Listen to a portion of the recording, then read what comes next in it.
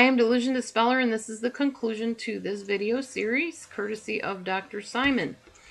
Okay, Dr. George Simon. I'm actually going to read this word for word. Somebody answer my phone, please, and tell them I'm busy. Okay, I was looking for answers to this one in particular person I'm thinking about, who had some issues in their childhood. And they were kind of what you would call a difficult child. And this kind of made a lot of sense to me when I read it. So I'm just going to read it. And this is straight from Dr. Simon's website. So this is not my information. Give all credit to Dr. Simon, period. Okay, several biological and constitutional factors are thought to play roles in the development of aggressive styles. As children, these personalities tend to be highly energetic and to have a high threshold for responding emotionally, but a low threshold for responding physically. They tend to have a low threshold for irritation and act impulsively. In other words, without hesitation or thinking first, impulsively. And perhaps more importantly, also, these children have a diminished capacity to put the brakes on when they're upset, when they're riled. They also tend to lack adaptive fearfulness. That is, they don't seem to have this inner or innate uneasiness that gives most of us pause when we're thinking about doing something risky, when we're contemplating doing something risky. And as we know, and I emphasize heavily in character disturbance, that's another one of his teachings, and I'll give you all these links shortly. Anxiety is the hallmark feature of neurosis, which helps explain why folks who simply lack the capacity for even adaptive levels of fearfulness tend to become much more disturbed in character than neurotic.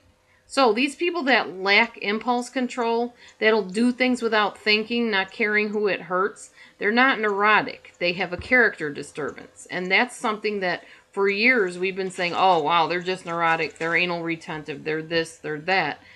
Actually, they have a character disturbance, or as I always say, a personality disorder. As they grow and develop in their interactions with their environments, the aggressive predispositions of these personalities strongly shape their character. So they don't lose this. It keeps going as they grow. They resist the socialization process ardently, internally vowing not to be defeated by or eventually surrender to the external demands or consequences placed upon them. These are the kids that you can say, okay, fine, then you're grounded. And they look you in the eye and say, I don't care. And you know they mean it. And you know you can't find a discipline for them that's going to work because no matter what you do, they don't care, literally. And most especially, they resist internalizing or submitting to and making part of their own worldview the most important social messages most of us would like to see them adopt. In other words, a child in a family that's told, you need to not hit your sister, you need to share with her. They kind of are like the kid that says, I'm sitting down on the outside, but I'm standing up on the inside. In other words, they're not submitting to you. They're simply doing what you say, if they even do it.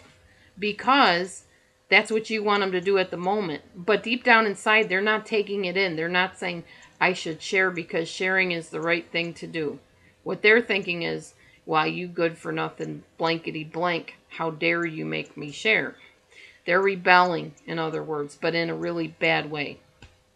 The lesson learned is this.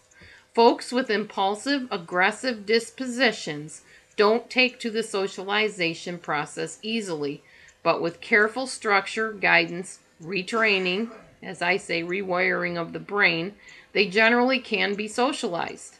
But some are either too strongly and adversely opposed to this process because of various traits that they already have inside of them, or they come out of environments in which they were not taught to socialize. In those cases, especially if there's no intervention in the beginning, there's a good chance that these kids will grow up to be either one of any of these following things I'm going to share with you. And again, this is George Simon's work, not mine. These children that never learned how to socialize properly and rebel against it may have an unbridled, aggressive personality. This is the classic antisocial personality who breaks all the rules and exercises no self-restraint. Maybe a channeled aggressive personality who for practical reasons will put some clamps on their aggression and channel aggressive energies in pursuits that are socially more palatable. In other words, they're going to put a little bit of a break on their aggression, so they're going to go into sports or get into the military or a law enforcement agency. So they're going to channel it into a different avenue. They may be a sadistic personality, a person that takes pleasure in tormenting and having power over other people. They may be a covert aggressive, which is kind of like a wolf in sheep's clothing. They conceal who they really are. And you'll find that in Dr. Simon's book, In Sheep's Clothing, one of his best books. He has another one called Character Disturbance that came out not all that long ago. Again, links will be included. A predatory, psychopathic, aggressive nature.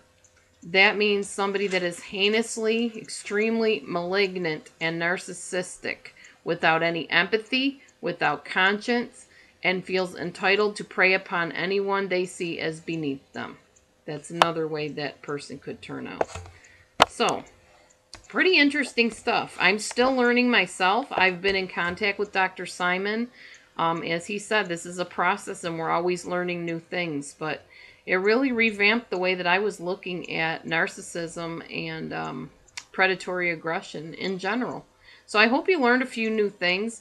Now I want to let you know that if you've been the victim of a narcissist or a psychopath or a sociopath, the best thing you can do is work on yourself, not become wrapped up in analyzing and overanalyzing. Why did they do this?